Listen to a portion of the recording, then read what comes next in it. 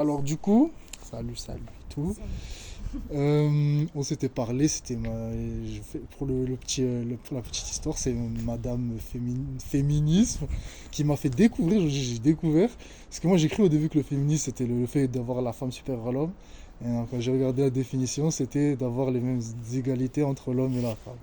Voilà, j'ai appris quelque chose, Bravo. je vais mourir un peu moins aussi.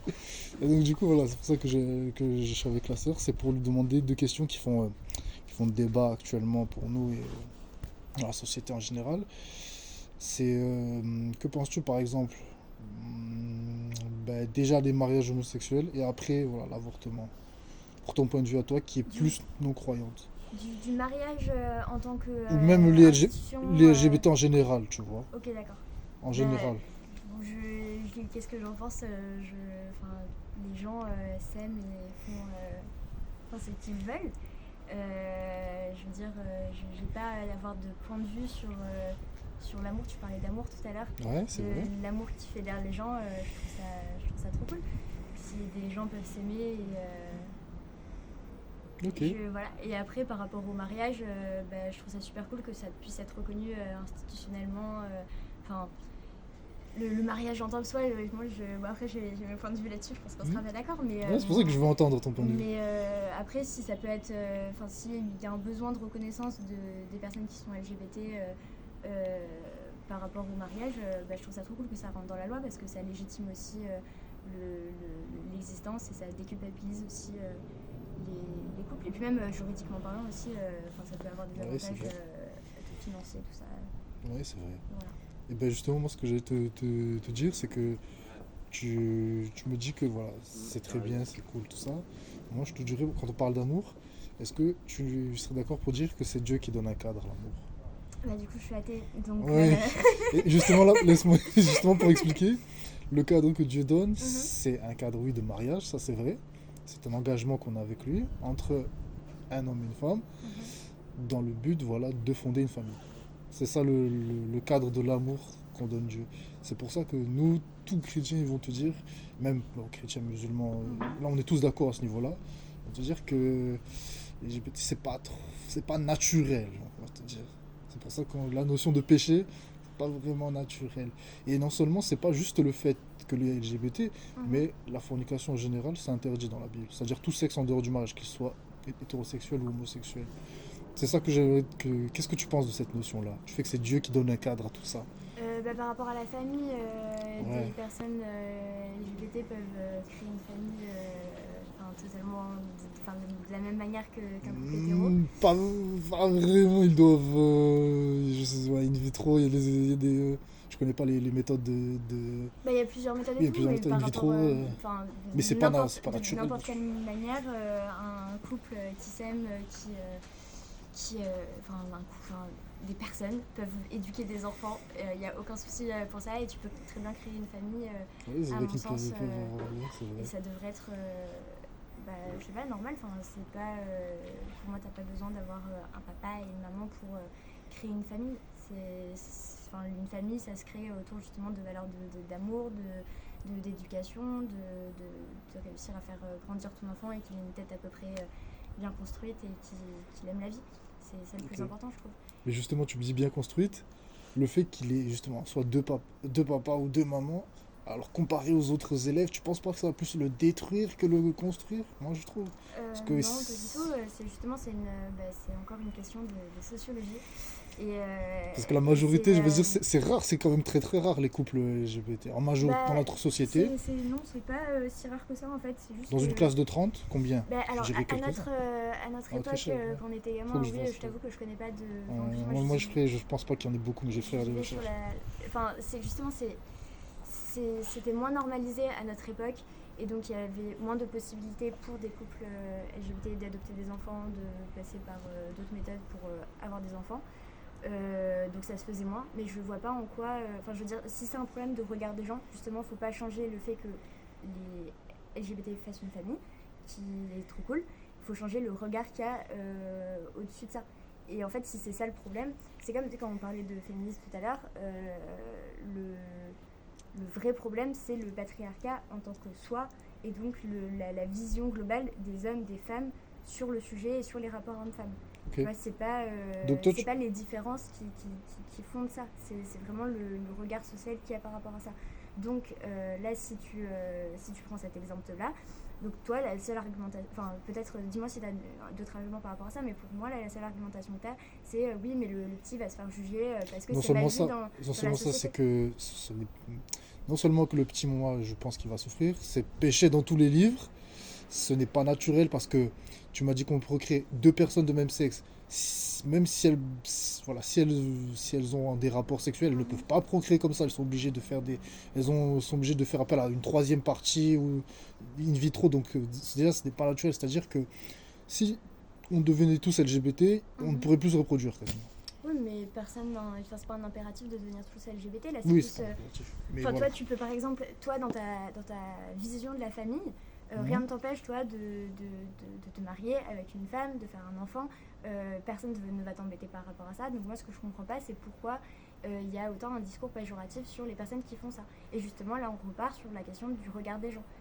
En quoi, si tout le monde était hyper OK avec ça et que ça ne poserait pas de problème social, les enfants seraient super heureux. Et d'ailleurs, ils sont. Enfin, en vrai, je dis pas dans tous les cas, mais je pense qu'il y a quand même une grosse majorité des familles où les opinions, on va dire, changent là-dessus. Enfin, le regard des gens change et les gens sont beaucoup plus tolérants par rapport à ça. Et il faut juste changer le regard des gens, quoi. Je On comprends dit, ce que tu veux dire. Parce que nous, par exemple, c'est en vrai ce que tu dis, nous croyons, on se base sur Dieu, clairement. Après, nous dire à nous de changer notre regard, bon, c'est-à-dire, c'est comme tu disais à Dieu, tu peux Non, changer. mais juste être que- Mais tu une as valeur raison, d'acceptation, tu tu vois. as raison parce que on nous enseigne l'amour de Dieu et de notre prochain. Donc, en fait, c'est très compliqué, c'est très titilleux ce sujet-là parce que c'est si on voit un couple LGBT à l'église, Jésus nous enseignait de les aimer quand même. Donc, Trop cool. on doit les accepter, on doit voilà, accepter voilà, qu'ils viennent, leur montrer de l'amour, mais en même temps, leur dire qu'ils sont dans le péché, il faudrait se repentir, tu vois. Notre position elle est compliquée parce qu'on doit les aimer, mais en même temps leur montrer qu'ils sont dans l'erreur, dans l'immoralité sexuelle, ce genre de choses. Donc c'est pour ça que ça reste compliqué à ce niveau-là. Mais Et je comprends pas trop le rapport avec la fornication illégale. Enfin, ton. parce qu'en fait, tu me parles de l'acceptation. L'acceptation, en fait, pour nous les croyants, on ne pourra pas accepter ça parce qu'on sait que Dieu déteste ça, ça lui aurait Mais pu. tu sais pas ce qu'ils font en soi. Enfin, tu sais pas s'ils couchent ensemble, tu sais pas si. Enfin, tu vois, et tu ne connais Bah, pas les. ouais, bah, s'ils dorment, s'ils ont eu un enfant, j'imagine ils doivent consommer je sais pas qu'est-ce qu'ils doivent Bah, consommer, s'ils je sont sais mariés, pas. par exemple. Ouais. Pour toi, dans ta vision des choses. Parce qu'il y a plein de couples hétéros. Enfin, actuellement, il y a plus de couples hétéros qui couchent avant le mariage que le contraire. C'est vrai ça. Donc, en soi, pourquoi cette question, tu la rapportes forcément Non, aux couples LGBT? je dirais pas que eux, mais toute la fornication en général. Tu vois. D'accord. Mais je dirais plus eux parce que eux, c'est controversé. À chaque fois que tu parles de ça avec, moi j'ai prêché à deux, trois homosexuels. Et voilà, même eux qui sont chrétiens, ils vont me dire voilà, que c'est Je pense normal, ce aussi genre que de choses. Donc, c'est quand t'es une personne qui subit des discriminations, hein, que tu sois LGBT, une femme, je sais pas, racisée ou quoi, tu vas être plus sur la défensive quand on va te parler de certains sujets parce que je c'est pense vrai. que t'en as marre aussi de te justifier sur certaines choses. Après, ça va, ils étaient ouverts quand c'était moi quand je leur ai parlé. Ok, bah c'est cool. Mais c'est pour ça aussi, enfin, moi ça me saoulerait qu'on me parle de mon intimité et de mes pratiques sexuelles Ok. alors qu'on se connaît. Enfin, tu vois, que Je je vois sois à peu près ce que tu veux LGBT, dire. pas LGBT, je serais sur la défensive concrètement, tu vois, j'aurais pas Après, forcément voilà, envie d'en parler. Parce je que, comprends exactement ce que tu veux dire. C'est nous, en fait, ça c'est l'essence même de l'évangile. L'essence de l'évangile, c'est de montrer à quelqu'un qu'il est en état de rébellion avec Dieu parce qu'il pêche, que ce soit la fornication, même le fait de consommer des stupes volés, ce genre de choses, et de les ramener justement à la croix. Donc c'est pour ça, si justement ça t'offense, c'est que moi je dirais que c'est le péché en général qui te... Oui, mais est-ce que Qui... tu vas, par exemple, prêcher l'évangile à un couple lambda qui va à l'église par rapport à ce sujet-là? Non, pas vraiment. J'aurais pas Voilà. vraiment le même Bah, comportement. c'est pour ça que ça doit les saouler, c'est parce que je pense que ton discours, il est juste issu du fait que ce soit un couple LGBT et pas forcément, enfin tu vois, si tu avais ce discours-là avec tous les couples qui allaient à l'église, bah ok, bon je sais pas, c'est votre délire, vous faites ce que vous voulez, mais non mais pardon, mais enfin tu vois, à la rigueur, bon voilà, mais là tu fais une discrimination dans le sens où t'as plus ce discours-là avec des personnes qui sont LGBT, donc forcément ça doit les saouler, parce Ouais, que c'est ils vrai. sont Mais du coup, ramenés, pourquoi moi je leur remets ce discours parce que voilà, on leur fait comprendre que c'est normal, ils légalisent ce genre de choses. Tu vois, la société, c'est la différence entre la société et Dieu. La société légalise comme s'il n'y avait rien de. Il n'y a pas de souci, tout va bien. La Bible dit totalement le contraire. C'est pour ça qu'on a ce genre de discours avec eux. Et peut-être c'est vrai, pas avec un couple hétérosexuel. Bref, passons.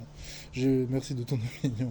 Et le deuxième c'est l'avortement. Alors là, si toi qui es féministe, qui adore, qui est femme, la femme, égalité à l'homme, tu oses me dire que tu es pour, que tu es pour l'avortement. Alors là, j'en peux bien. Pourquoi? Tu es pour l'avortement? Non mais pourquoi ça m'intéresse, enfin oui je suis pour l'avortement, mais pourquoi? Parce que l'avortement, c'est tout simplement un meurtre. C'est le meurtre d'un enfant, d'un nourrisson. Alors non, Enfin, c'est pas pas un d'un nourrisson. nourrisson, mais un enfant quand même. Non, un embryon. Ouais, un embryon. Mais c'est le meurtre d'un être vivant. Ouais, d'accord. Et d'accord. Et donc tu penses pas que ce serait. Parce que du coup, toutes les valeurs. J'essaye de raccrocher avec ce que tu me dis, les valeurs de l'église. Ne pas tuer, c'est un des commandements. Oui, mais c'est l'amour, on y revient. Est-ce qu'un enfant qui n'est pas désiré, c'est forcément. Enfin, tu vois, les parents vont souffrir, l'enfant va souffrir, possiblement. Il n'a peut-être pas les conditions matérielles et financières pour bien se développer. Et surtout, tu gâches la vie de personnes qui sont bien vivantes pour le coup et qui ont une vie, qui ont des projets, qui ont un avenir, qui ont tout ça, alors que cet embryon n'a pas de conscience, il n'est pas humain d'un point de vue biologique et de la médecine. C'est dur quand même ce que tu dis. Hein. Et, il est dans le ventre, c'est-à-dire qu'il survit justement grâce à la maman. Là, si je te mets un enfant dans le bide, tu le gardes?